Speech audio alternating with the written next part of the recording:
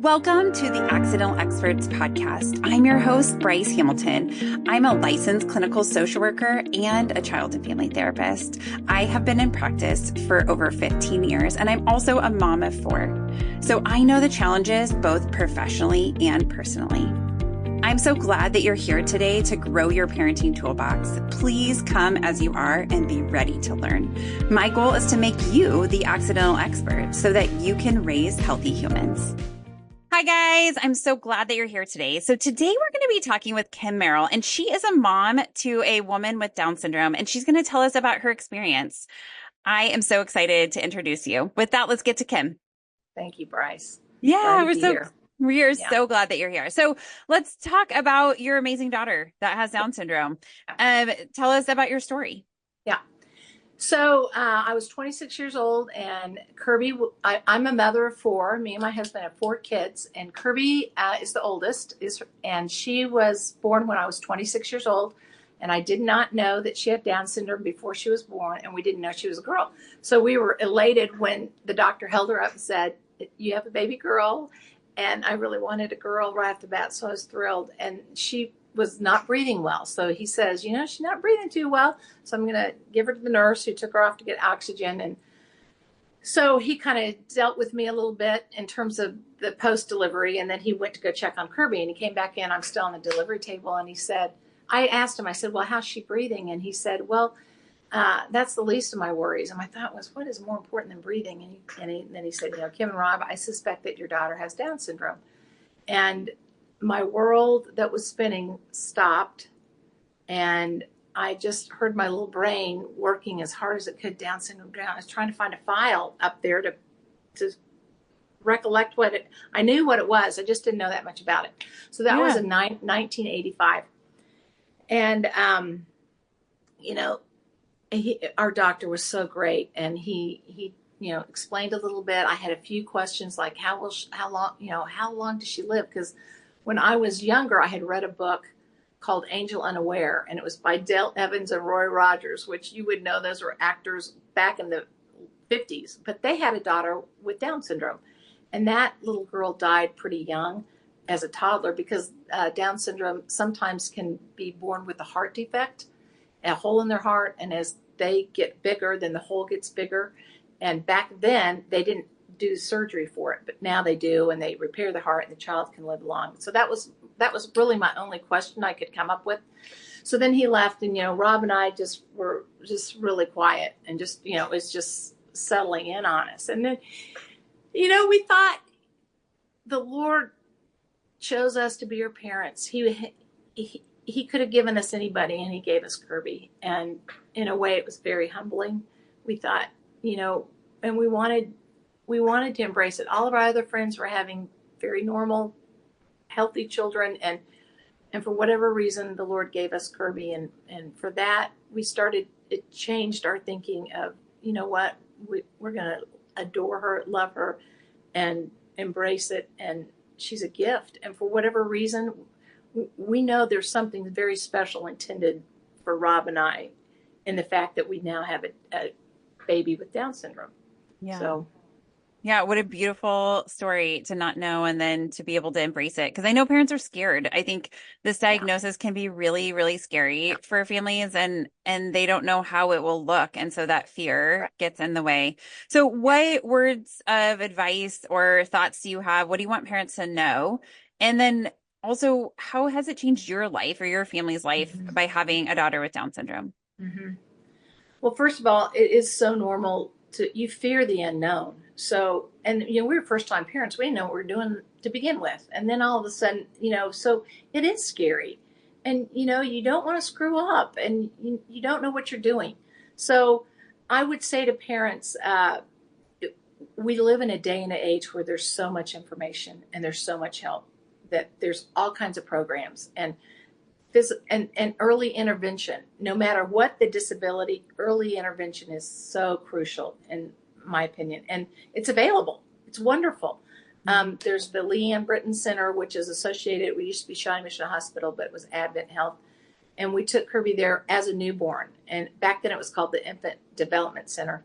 But it was, speech and PT and OT. And plus they just taught me on things I could do at home with Kirby that, Down syndrome kids tend to have a low muscle tone.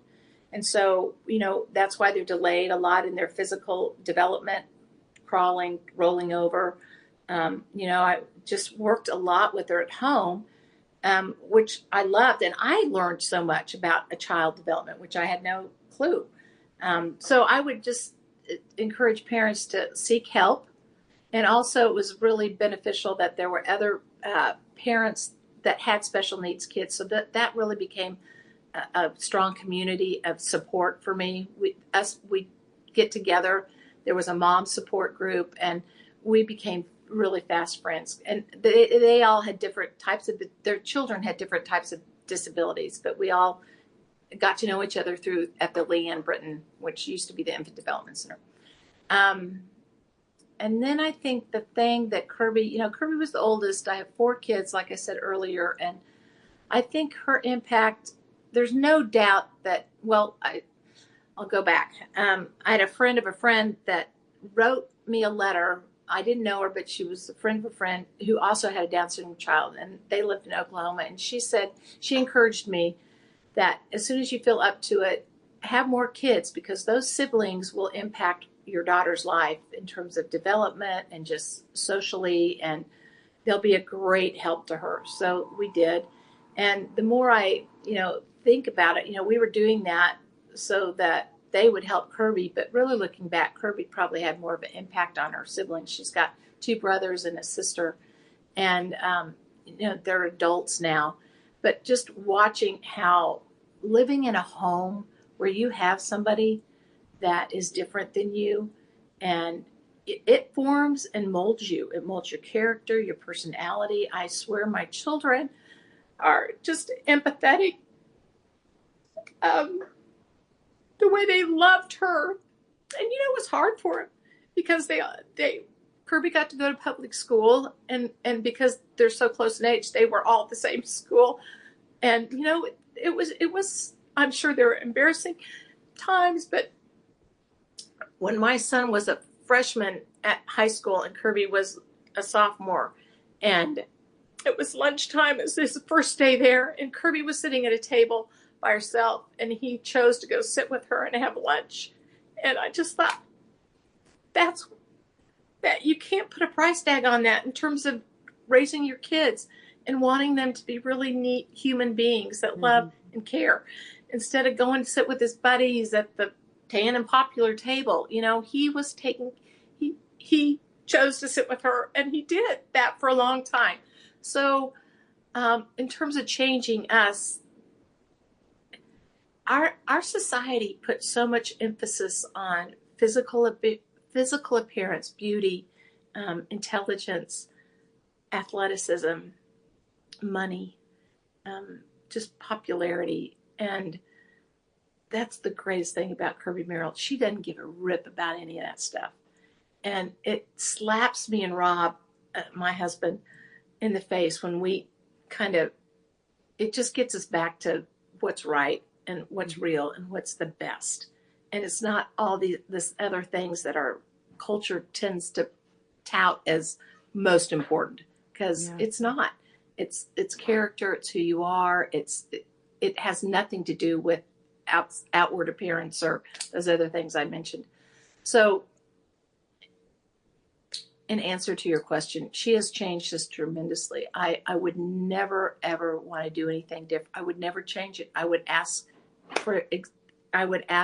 to do it all over again in terms of having a special needs child, because I feel like, and she's helped me. I mean, I'm a way more patient person.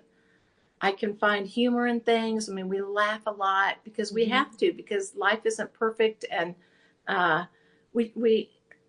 anyway, yeah.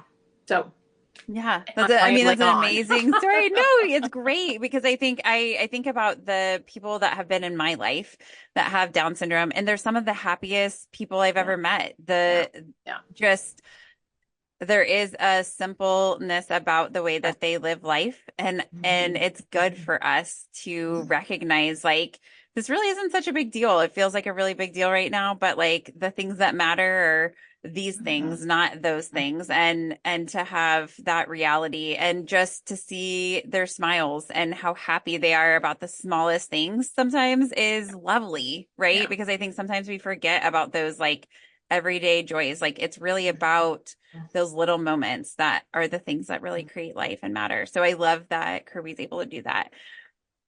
So what thoughts do you have for parents without like that are families that don't have a kid with Down syndrome?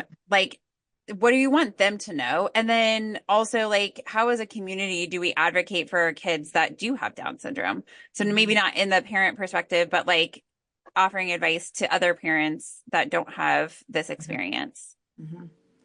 So I think your first question was, how do we add for parents who don't have kids with Down syndrome? Yeah, what do you want them to know? Or Yeah, just like yeah. how, like what Well, do I you think you lead by example as a parent. I mean, your kids are watching you do everything, and I think just in the way you respond to the people with Down syndrome or people with any kind of disability when you're out in public, or volunteering, or I grew up next door to a mentally handicapped young man who was about my age, and just watching my own parents love him. My mom threw him a surprise birthday party. My dad would take him on bike rides. I mean, I think as a parent, the example you set by treating other people, that right there is the best lesson you can give. And I know, you and I, Bryce, in an earlier conversation, you were talking about how you try and teach your kids when you're out in public. You talk to them, you reach hmm out to them, hmm you smile at them, you hold the door for them, you talk. Lots of times it's so interesting to see people respond to Kirby. Some people look right through her, some people won't look at her, some people don't talk to her. But we have recently moved to this neighborhood, and it's so neat to see people want to know her name, and they'll say hi to her, call her by name, which means a lot to me. And yeah, people that love her, that pursue hmm her, it just is such a gift to a mom's heart. So that's what I would tell people who don't have a special needs or a handicapped child, Yeah, is I to mean, and see to them. Yeah. yeah, yes, to have them be seen. I think that's the part. I mean, just humans in general, sometimes we forget about the other people, just Yeah. people that are not part of our lives and Mm-hmm. whether they have a difference or not. But I Mm-hmm. think especially my kids, like when we go to the park and we see a kid that has a wheelchair or has, like you can tell that there's some different ability that they have. Yeah. I encourage my kids to go up, ask them if they want to play, or they have braces on their Mm-hmm. legs, and you can say, like, are you okay? Like, are you hurt? Or, like what, like have the other kid be able to explain what's going on because a lot of times they don't get that opportunity Right. to just express Right. themselves. And then my kids are learning and Right. they're curious and Mm-hmm. they're Mm-hmm. compassionate. And I think Mm-hmm. that is a gift to them to just teach them how Mm-hmm. to have those conversations Mm-hmm. because it is uncomfortable sometimes. You don't Yeah. maybe know what to say, but you Yeah. can always be friendly and say, hi, how are you? Tell your Mm-hmm. name, right? Like I always tell my kids to start with their name, like, hi, I'm Bryce. What's your Mm-hmm. name? Right? To figure out who they are, to give them that Mm-hmm. name first. And then you can ask questions and say, can I ask you about your braces? Right? Would that be okay? And for them to say yes or no, to give them that ability to consent to that. And then also, to ask more questions. But most of the time, like once we get to that, they're like, the kid says, oh, I have these braces. It's helping me to walk. And my kids are like, okay, cool. You want to go play? And then it's over, Mm-hmm. right? Like for That's them, right. they're just kids Mm-hmm. are simple too. Mm-hmm. And then once it's like not a big deal, like they can play Mm-hmm. too, then it's let's Mm-hmm. move on. Let's keep Yeah. going. Yeah. So I think that is an encouraging part too, to just like allow our kids to be curious. And I think some Mm-hmm. families will say, don't look at them, don't Right. say Right. anything, right? And I think I would advise against that. I would advise to do the part where we're just curious and getting to know them and allowing them to Mm-hmm. be a human. So I think that that's great. Yeah. We're aligned in that. So how do we advocate for these kids? So not being a parent with a kid with Down syndrome, I'm Mm-hmm. not. Like, how do Mm-hmm. we advocate in our society or in our schools to have more services or make sure that these kids are having needs met or able Mm-hmm. to get a job when they get older? Like, what Mm-hmm. kind of things can we do? Yeah. Volunteer is one great. Special Olympics is a wonderful. It's been a great avenue for Kirby, and you can volunteer there. They do Downs. They do a Down syndrome walk. I would also say, in high school they have peer tutor, peer models, so your kids could get involved that way in high school, be in that special ed class as a peer, which my Kirby always loved having a friend that helped her with her locker at or get to class or anyway.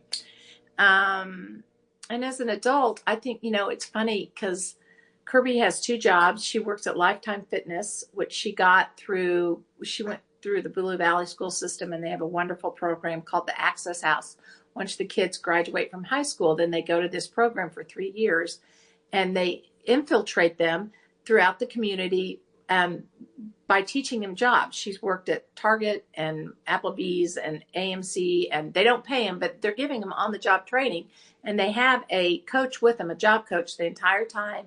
It's been wonderful. And through that program, she got her job at Lifetime Fitness, which she's been there 17 years. She's gone through, I think, 6 bosses, and she's the only one that's been there from the time it opened. That's till amazing. Now. But That's amazing. Yeah. They are hardworking. They do not call in sick. They show up on time. I mean, she's probably one of their best employees, and she can stay focused on her job and does it. And she doesn't complain, and she doesn't she doesn't take long vacations. I mean, she's done so she works there and also at Chick-fil-A, which she got that job because it was a friend of ours that owned Chick-fil-A and said, we'll find something for her to do. Yeah, bring her in. So both those jobs are very part-time, but I'm so grateful because she's now 38. She's a young adult. She's able to get up, and she looks forward to going to work every day, to the point that I say, hey, Kirby, we're going on vacation. We're going to Colorado. Oh, I can't miss work. Well, yeah, you can't miss work, honey. You've been here every day. You can take a week off. Yes. It's giving her a purpose. Devoted. Yes. But routine is real important to Down syndrome kids. They like routine. It's safety. It's secure. I mean, I don't have to. She sets her own alarm. She gets up. She has a uniform. She puts them on. She does her hair. She brushes her teeth. She comes out for breakfast. I mean, she is very, very independent. She's not driven, not like she's competitive, but she's very reliable. I mean, she's responsible. Mm-hmm. So, back to your question, as an adult, look for ways that you could hire someone like her, because they're a very reliable employee. Yeah, and it's hard for them to find jobs. That's kind of what I found with my peers, who have parents who have kids, adults of handicap. They want their kid wants to work, but it's kind of limited in what they can do. But there are jobs out there, and so it just would, even just simple things they can do. So hire them. Yeah, that's great advice. I mean, because also just the ways that we benefit from being around them is so great, yeah. Even if it's increasing employee morale and just their humor and kindness and just all those things of those parts are a gift to the other people too. It's not just their family that benefits from that amazing side. So what do you think we can do to make sure that kids and adults with Down syndrome are not forgotten besides hiring them? Pursue them in relationships, be their friend. I think that's the biggest, hardest thing as Kirby as an adult now. When she was younger, we had, family friends. We did everything as friend, with friends. Kids were over to play. It was just school activities. But as an adult, Kirby's world has gotten a lot smaller because all of those family friends, those have all grown up or are married and moved away or have kids of their own, and life goes on. And Kirby lives with us, and we've wrestled with, having her live independently, and we just have never really. We're still wrestling with it. Although I think we've come to the fact that she is going to live with us the rest of her life, which is great until we all go to the nursing home. But in answer to your question, I would say it's relationships. Befriend them. Mm-hmm. And I think that's probably the most important thing as an adult with a disability. is that, and you have to work like to be Kirby's friend. It isn't like she picks up the phone to call you. She doesn't Mm-hmm. initiate. Mm-hmm.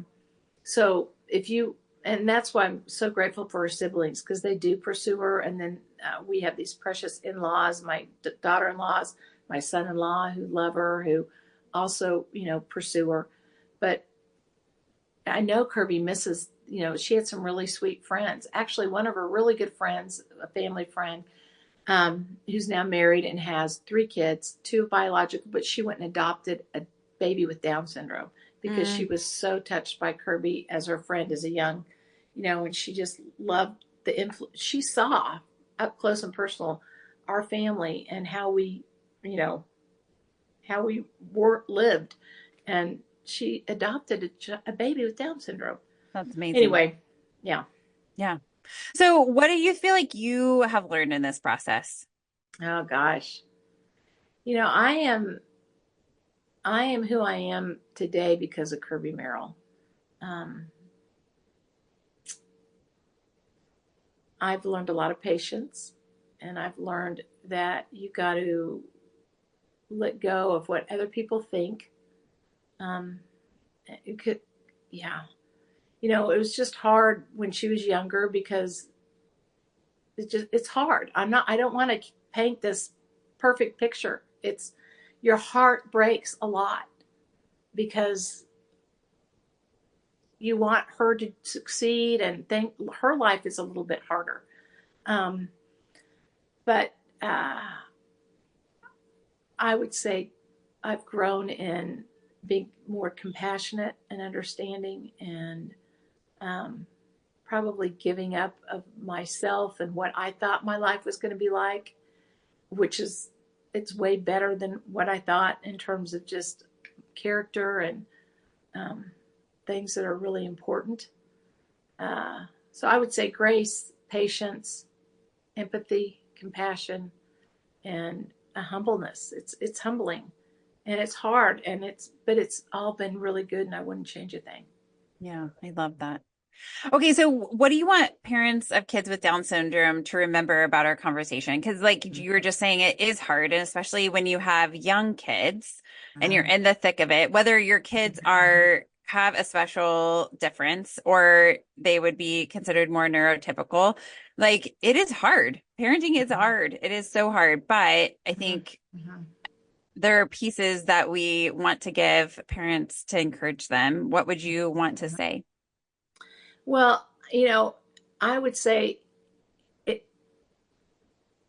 you have to change your paradigm because what you thought, you're going to have this perfect little child that is going to, be a straight A student and get a scholarship, a tennis scholarship, you give all that up.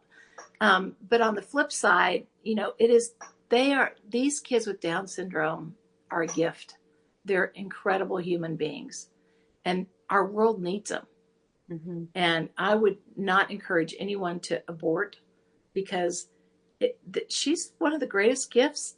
I think I've already communicated that to our family and to our extended family and to neighbors and to friends. And the role she has played in our life, I don't know if I can put it into words. So I would say enjoy it, even though your heart breaks, even though it's hard, but there's so much wealth in it in terms of just love and tenderness and joy. And yeah, that's probably what I would say. Yeah. Yeah. It's hard, but you can do it. Right. Oh, And I think gosh, it's encouraging yeah. for. Well, part of us, lots of times, Robert, like, we don't even have a handicapped child because she's so, she doesn't require much from us, but she's totally independent. She takes care of herself. Yeah. And she does everything with us. Yeah. Yeah. She writes, she's very capable. Yeah. So, there are differences, right? Like totally. Yeah. Yeah. where Kirby doesn't drive a car, right? Right. But, in terms of, no, she doesn't drive a car. And that was kind of I think she's pretty capable she could probably read the little driver manual and commit to memory, but common sense, we'll be at a stoplight and she'll go, Mom, it's green. And yeah, but the car in front of me hadn't gone, honey. So I got to wait till that person in front moves before I can move. Just some common sense things. But she is, no, what I had a thought and I lost it. I don't know. Yeah. Yeah, I mean, well, and I like her just being able to do things. It's different, but better. Right. And you said definitely. Like she's able to keep up with your family, doing all the things that you guys love to do. Right. And she hasn't really impacted. I mean, she has definitely impacted our life, but Rob and I can go out for a date night and she's fine. I'm comfortable with leaving at her home. She knows the rules. You don't answer the door. You don't, Sure. She's really good at listening and staying within boundaries, which, for her safety. Yeah. But yeah, she's been, yeah. I feel like our life has changed, but not to the point that we haven't been able to enjoy it. Yeah. I think that's a fear that parents have when they think about having a kid with a difference that's going to be require a lot of intervention, right? Yeah. It's like that, you can't enjoy life or you won't be able to live any part of life or have time for you and your spouse or whatever. And I think, there are seasons where it is harder, right? Where there is a lot of time dedicated to certain things. But then, I mean, it's good for parents to know it gets easier, right? Like that, even with just like raising kids in general, right? Like when they're little, they require a lot of attention right now.